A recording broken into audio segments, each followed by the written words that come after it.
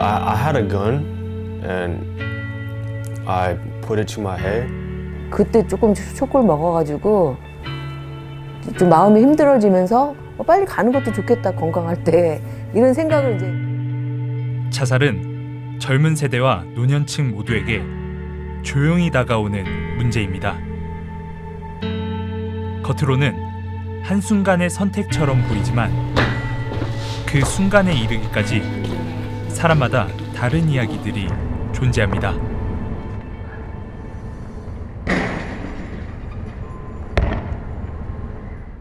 She was in the kitchen cooking food. I was in my room and I just hear her knife chopping. And I said, I don't. I was like, so I halfway pull and then I gave up. 아브라함 준 씨는 당시 19살이었습니다. 그날의 일은 오랜 시간 고민 끝에 내린 선택이 아니라 순간적인 충동이었다고 말합니다. 하지만 그 순간은 하루아침에 생긴 일이 아니었습니다. So during that time, I was like sinning a lot of bad things, I was stealing, I was fighting, I was doing drugs, and I was hurting a lot of people. Very just little things would hurt me a lot. So just little things, but at the time I was very sensitive. 그 무렵 어머니와의 관계에서도 깊은 갈등을 느끼고 있었습니다. You know, I know when I talk to my mom, she's not proud of me, you know? She's disappointed, she's ashamed. She doesn't like me, you know? So I was like, if you don't like me, I'm gonna just kill myself, you know? 그는 방아쇠를 당기지 않았습니다. Yeah. So after I put it down, I said, "Oh my gosh, I can't believe that just almost happened." And then I started crying, and numerous, tears started coming down. And then I thought about my mom. 아브라함 씨는 그 순간을 지나왔지만 누군가에게는 그 순간이 마지막이 되기도 합니다.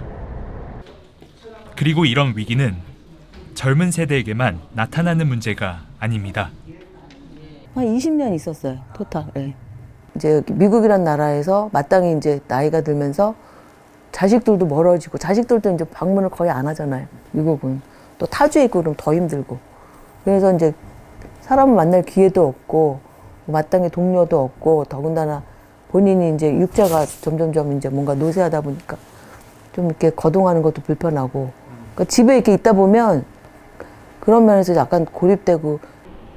때로는 깊은 우울로 이어지기도 합니다.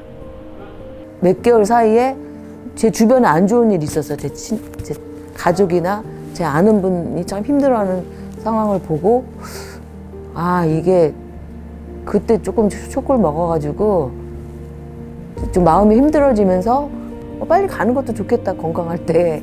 이런 생각을 이제 좀 하게 되더라고요. 이 경험은 개인의 이야기로만 끝나지 않습니다. 지난 10여 년 동안 미국 내 한인 자살률은 미국 평균보다 훨씬 빠르게 늘었습니다.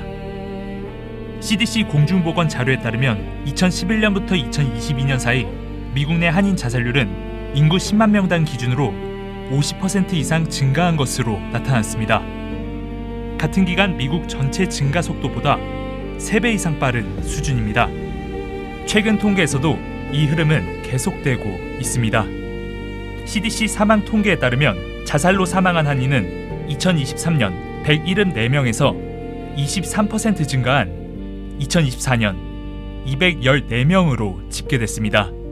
우리가 지금 아시아 태평양 인구 중에서 지금 그 2위로 지금 나타나고 있어요, 미국에서. 하지만 이런 높은 수치에도 불구하고 자살을 바라보는 인식에는 여전히 큰 간극이 존재합니다. 지난해 12월 미주 한인을 대상으로 실시된 조사에서는 자살은 반드시 예방해야 한다는 인식이 절반에 미치지 못하는 것으로 조사됐습니다.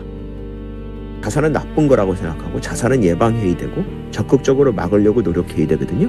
그게 예방주의 집단인데 그렇게 생각하는 집단이 46.2%뿐이 안 나왔다는 겁니다. 나머지 53.8%는 오히려 자살에 대한 허용적인 태도를 갖고 있거나 자살이 예방 불가능하다고 생각하거나 자살에 대한 예방 개입의 의지가 낮다라는 겁니다. 자살은 하나의 이유로 설명되지 않습니다. 우울과 고립, 경제적 압박, 그리고 도움을 요청하기 어려운 문화적 장벽이 겹치면서 위험은 더 깊어집니다. 한국은 OECD 국가 가운데 20년 넘게 자살률 1위를 기록해온 나라입니다.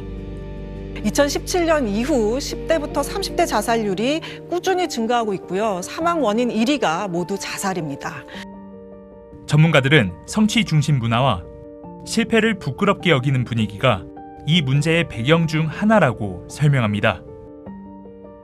이 같은 문화적 인식은 이민 이후에도 완전히 사라지지 않습니다.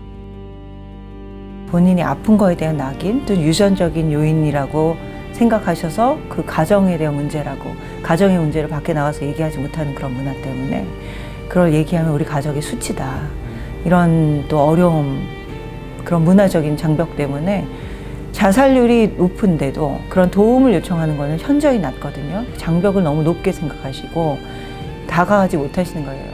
자살은 한순간처럼 보이지만 그 이전에는 여러 번의 신호가 지나갑니다. 그 신호를 누군가 가볍게 넘기는지 아니면 한 번 더 묻는지에 따라 결과는 달라질 수 있습니다. 자살을 하시기까지는 자살 시도가 평균 28번 있다고 그래요. 그러니까 자살을 시도하시거나 생각을 하시는 거는 사실은 살려달라는 외침의 반증이기도 하거든요. Started talking to me. Yeah, I was like, oh, this is good. I wanted to talk to my mom, you know? She started talking, asking me questions. 뭐 어떻게 지냈는지 뭐 하는지 아니면 내가 주체가 돼서 좋은 파지티브한 쪽으로 자꾸 뭔가 좀 운동을 하든지 뭐 어디 놀러 저기 여행을 간다든지 즐거운 거는 자꾸 찾아서 하는 수밖에 없어. 이런 시니어 센터 같은 데 와서 운동도 하고 친구도 만나고. 문제는 크지만 해결은 아주 작은 곳에서 시작되기도 합니다. 자살은 막을 수 있는 문제입니다. 그리고 그 가능성은 이미 우리 곁에 있습니다.